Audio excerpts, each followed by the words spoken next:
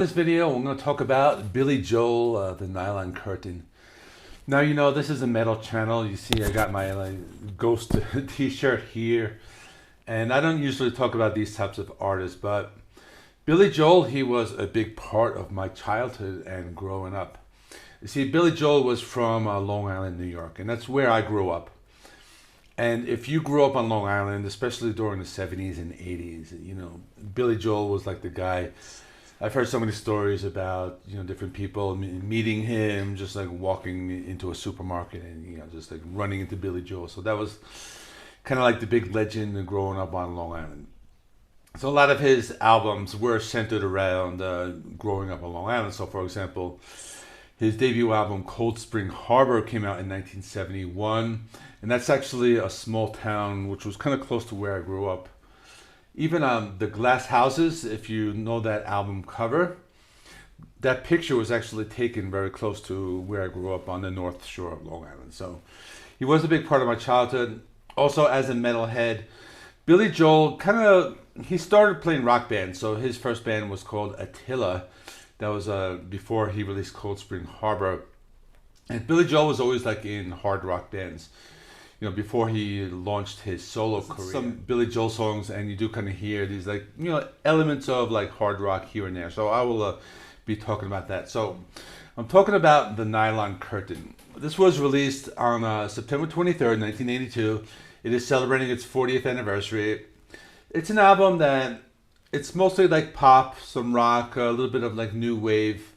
But it's also paying homage to the Beatles. So there's going to be a lot of Beatles references, kind of like take some of their sound and incorporated it into the songs.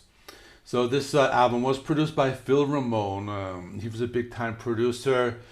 He produced George Michael, Liza Minnelli, and a whole list of others. I'm not going to mention them all because it's going to take forever. I'm going to do this track by track. First song, Allentown. That was one of the big singles. You might remember it. It has a black and white music video. I like this song because it's a catchy song. It has that like hammering sound, like, you know, in the drums and the percussion. It's almost like industrial metal. I mean, for my ears at least, it is. It's a song talking about blue collar America. Now, they called it Allentown, which is a town that's, I think, like on the western end of Pennsylvania, but it's actually about Bethlehem, Pennsylvania. That's a town. It's like a steelworking town. It's part of the whole like Rust Belt. The song's about like the whole like steel workers and everything they go through. Now it's interesting, and if you're from Long Island, you will find this as some interesting trivia. The original title was called Levittown, which is a town on Long Island. But this song called Allentown, the people loved it in the town. You know, I think Billy Joel actually like gave some of the proceeds to the town to kind of, you know, help support the people. There were some people who criticized it and maybe felt it was kind of degrading, but all in all, it is a great song. Now the next song is very interesting, called Laura. It's a song about, I guess the way to describe it would be like a narcissistic woman, or the way he describes it is a woman who's like calling you in the middle of the night, who's like trying to like push your buttons and kind of play the victim. Now, supposedly, the song is not about a specific person, not about any of his ex-wives. A lot of people think that it is about somebody because this is one of those songs where he does get really emotional. He actually drops an F-bomb in the lyrics. So many people think that this is about a specific woman. And the song is ahead of its time because kind of back then, when you talk about domestic violence, people always thought about, you know, domestic violence is just like the husband is abusing the wife, but sometimes it's the other way around. And back then it wasn't really known. These days it is kind of a little more, you know, people are a little more aware of that, but there's still a long way to go as far as that's concerned. As far as the song, it's a soft piano-driven song, and it sounds a lot like a John Lennon solo song, or maybe like a Beatles song. So if you do like the Beatles, this is a great song.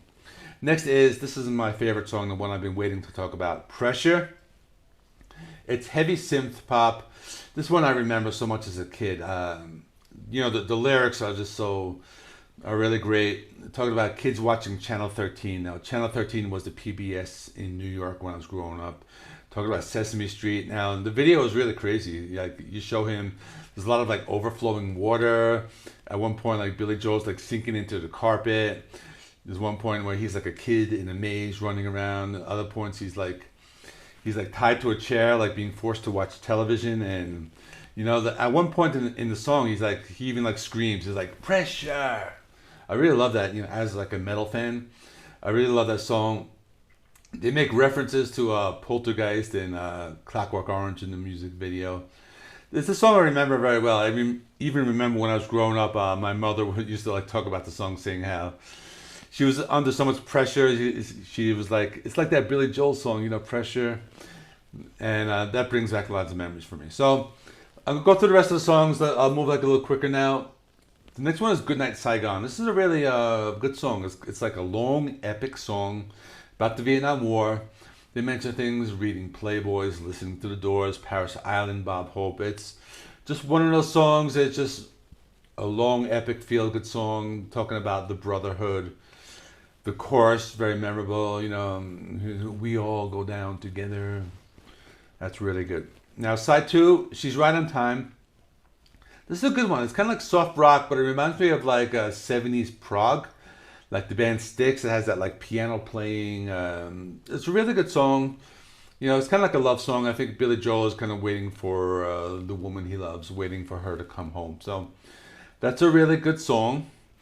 A Room of Our Own. That's really cool. It's kind of like rock and roll, a little bit of 50s rock, and a little bit of like the Beatles sound, kind of like from their like Abbey Road album. That's kind of how I felt about it. The lyrics are very well written, kind of like about a couple that are together, but they kind of need some space from each other because they all have different interests. So in the song, Billy Joel saying, I was like, you have your yoga, I have my this and that. And it's a fun song, just very upbeat, kind of like 50s rock and roll. After that is Surprises. This is one that, it's more like soft rock, reminds you a little bit of prog rock as well. He incorporates some harmonies reminding me of the Beatles, and the song has these like different sections where he explores a little like prog rock at that time. So this is another good one. Then Scandinavian Skies. This is another really good song, and if you like classic rock, this is a really good, cool song to check out because there's elements of prog rock. Some of it reminds me of like Pink Floyd, and a lot of it reminds me of like those like psychedelic albums from the Beatles. You know, Sgt. Pepper, those types of things. And he's talking about Amsterdam, Stockholm, Germany, meeting the Dutch. So that's a really good song. And the last song is a soft song called Where's the Orchestra? It's a piano song, has violin, saxophone, and they're talking about the theater. So really good closer. This is just a really good album. I enjoyed it. I listened to it again yesterday and listened to it again this morning just to prepare for this video. And it's a really good album, has lots of good songs. So if you do like rock music, you know, this is a really cool album to check out. It's probably like one of his best. So let me know in the comments, what do you think of this album? I think it's probably one of his best. I think just this is the one that just brings back the most memory for me. You know, especially with that song Pressure and Allentown. But he has lots of other great albums. So that's all we can hear. New releases coming up. Stratovarius, Razor, a thrash metal band, and the other one was Venom Incorporated. That's kind of like that original band Venom. So thanks for watching. See you in the next one.